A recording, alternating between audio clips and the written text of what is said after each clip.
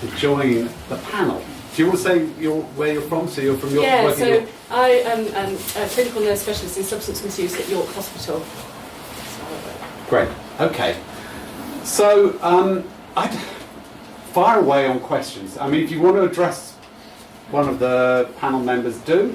Or again, we can, you can make it a more general point. If you're not targeting an individual, that's fine. Yes. Ian. Can I just ask, because it is a good point how you raised about the gender difference, male and female difference on this, and my hunch is that there are, unlike other drugs, probably more women involved in problems with prescription drugs, and I just wondered what you thought. Now, do you want us to repeat the question? Could you? Make I won't sure. get picked up on the mic. Yeah.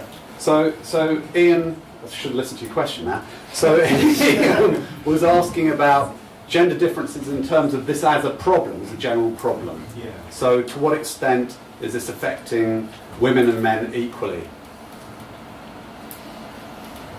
Who wants to have a go at that? Well, I think I mentioned it earlier. I mean, when I was doing some research on this, I recall reading a WHO report back from about 2011 looking at misuse of prescription medications.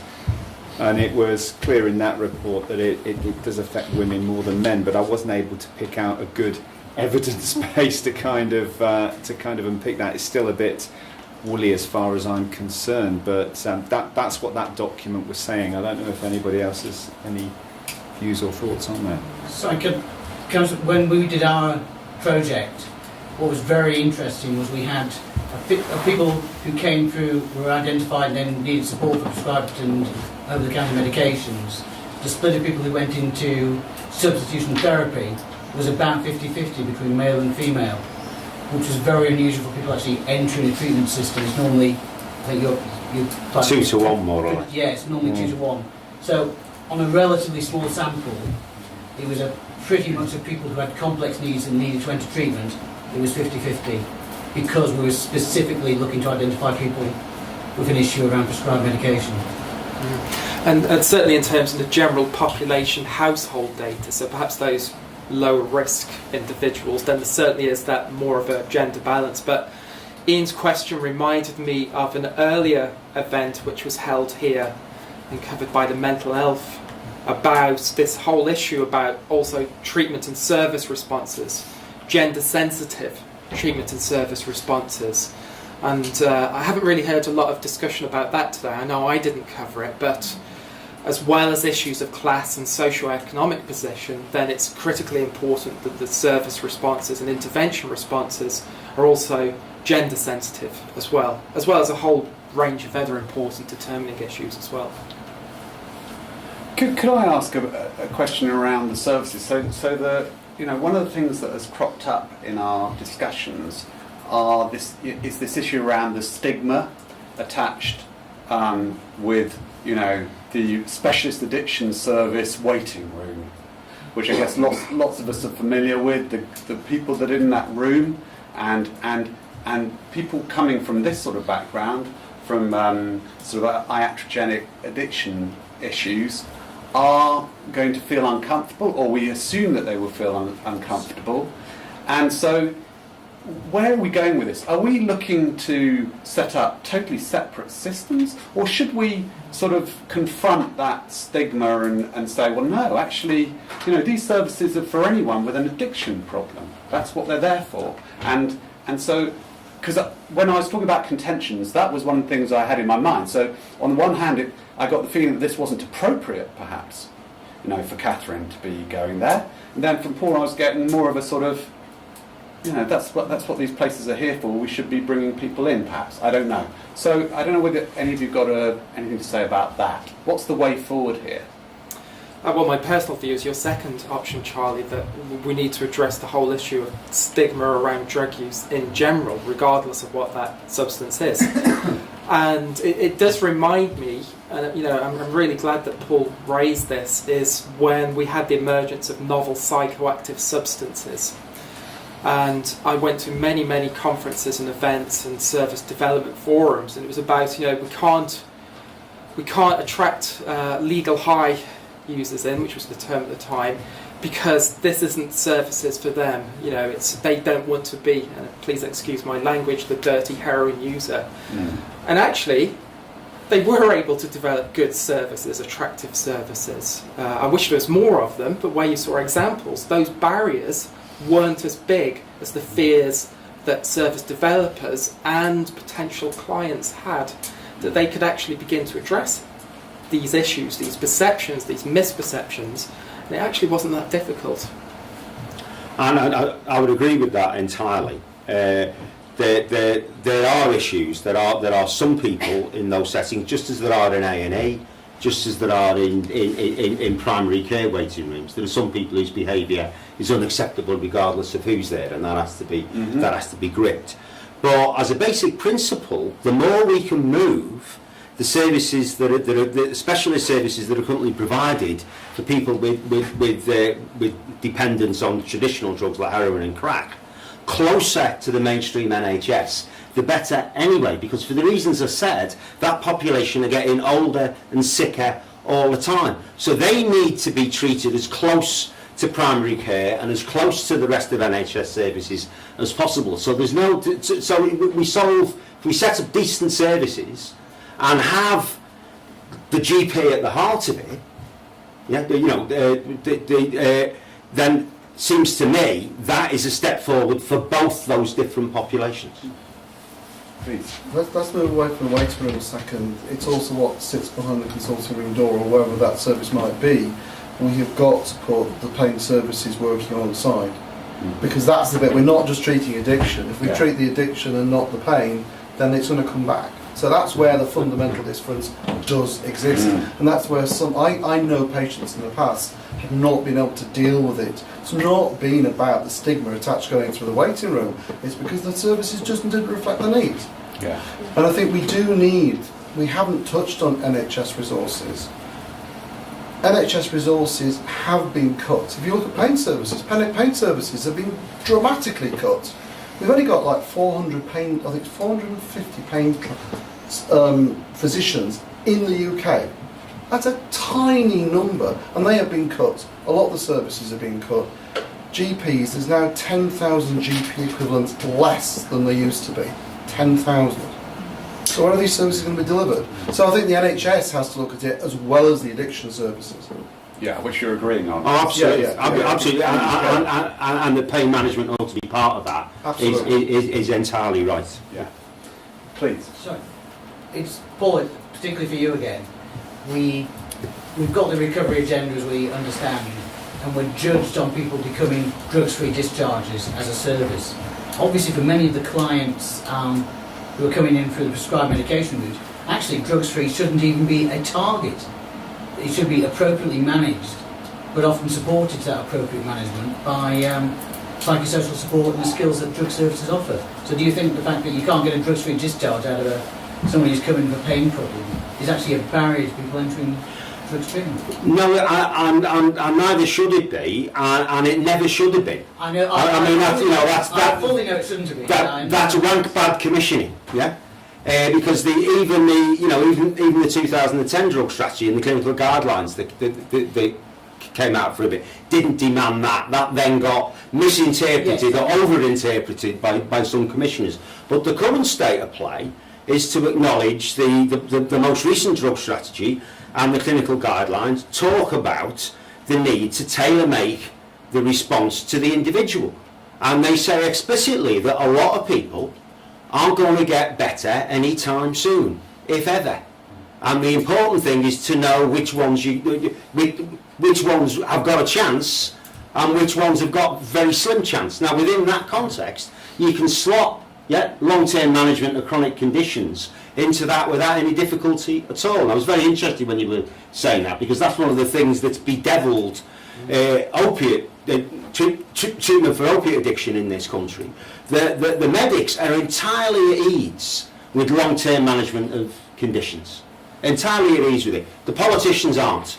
Yeah. So if the focus is on the evidence and the medicine, there's no conflict. But if the focus is on ideology, then there's potential conflict. Other questions? Comments? Yes, please. Just I'm not entirely sure how relevant it is, but it's been fascinating to listen to this discussion from the speakers, and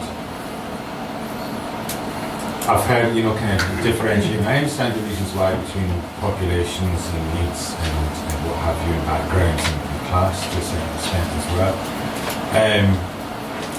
I was referred into a drug treatment agency a good number of years ago, and I knew the reputation of the place, and I was actually, my partner was a drug and alcohol nurse, and she said, you don't want to go there, it's full of drug addicts. Now I was an alcoholic, I am an alcoholic, and I thought, well, I'm not going to be associated with that lot, so I didn't go.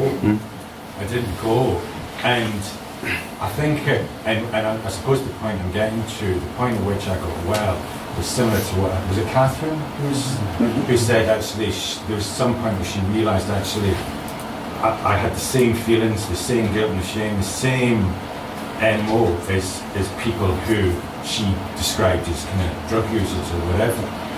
And that is a real key point. It's actually about commonality as well, and identification, and breaking through that denial. And as a professional, there's been many times I've seen in a rehab where somebody has come through the door and thought, I am not like these people, for all the reasons that have been described. And that change in somebody getting well is actually embracing that and going, do you know what it is? I'm exactly the same. Do you know what I mean?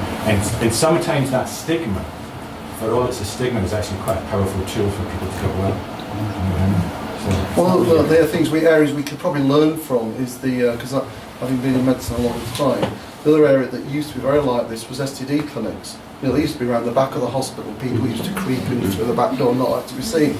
And now it's like, well, anybody can get it. And actually, the biggest second group that gets STDs after the teenage, sort of young 20s population is actually the mid-50s.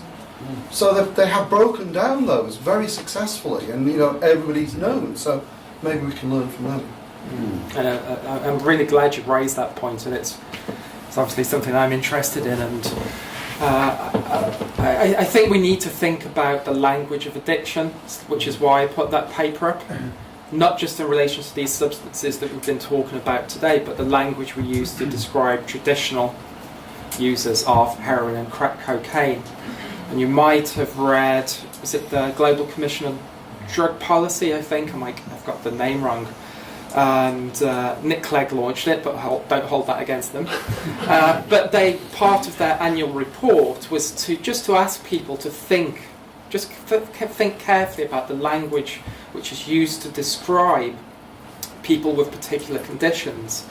For example, make the comparison between somebody who has problems and a dependence or withdrawal on heroin compared to other health conditions. Just think about, the language we use to describe those individuals, and think about the language that we use also determines what compassion we have towards them, and what, as a society, what sort of services and what sort of policies we think are appropriate for those particular groups.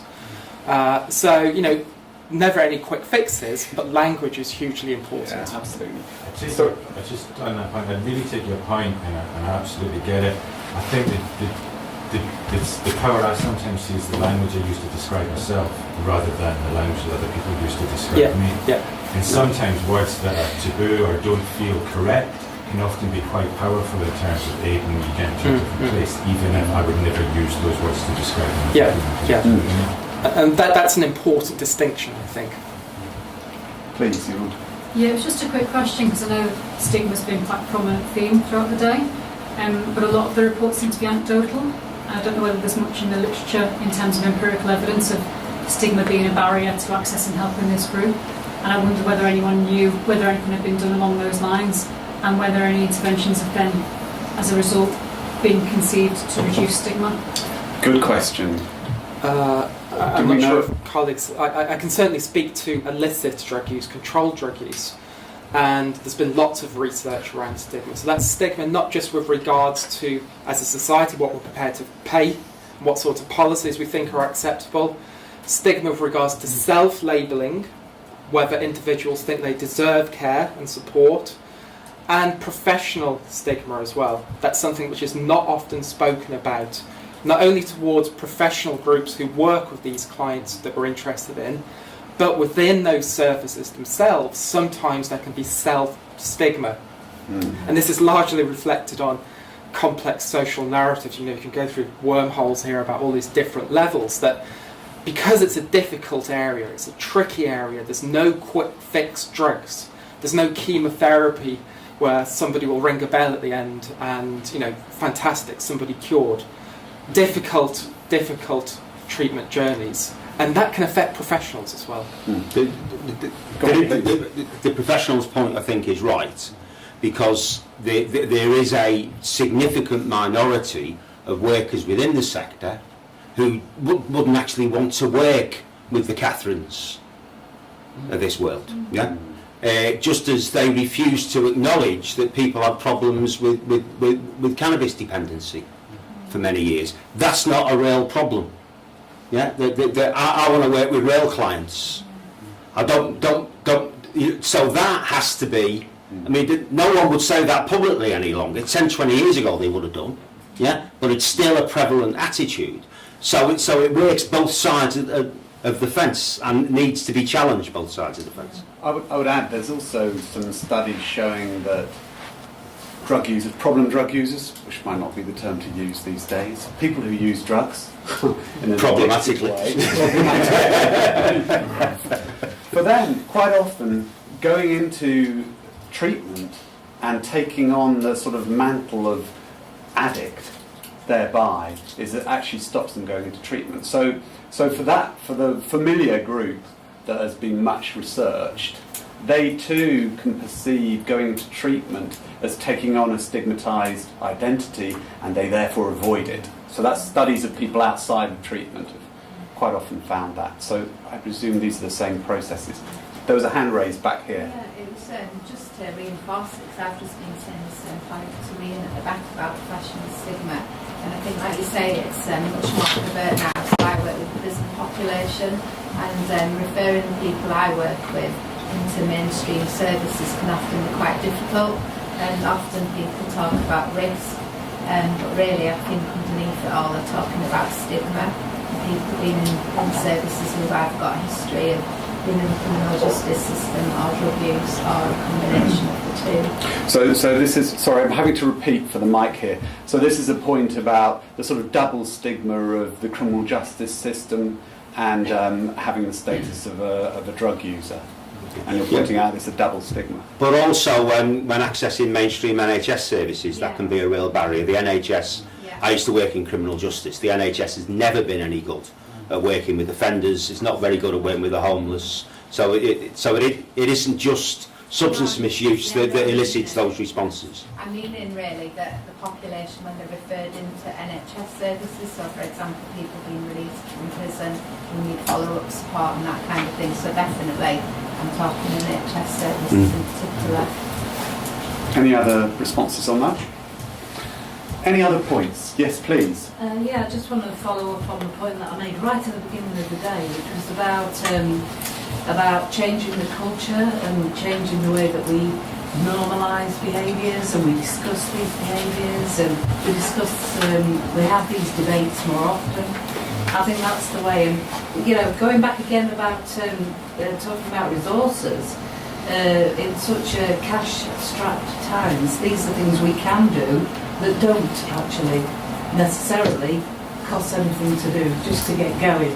The debating, you know, the trying to change the way in which we talk about addictive, problematic, whatever, because we don't even know what words to use today. So this point is about in a cash-strapped world, the things we can do are changing the culture and so forth. Well, I think that's absolutely right, and among the things we can do. I wasn't meaning to minimise the financial pressures on the NHS earlier. I'm just saying that hasn't actually been a cash reduction.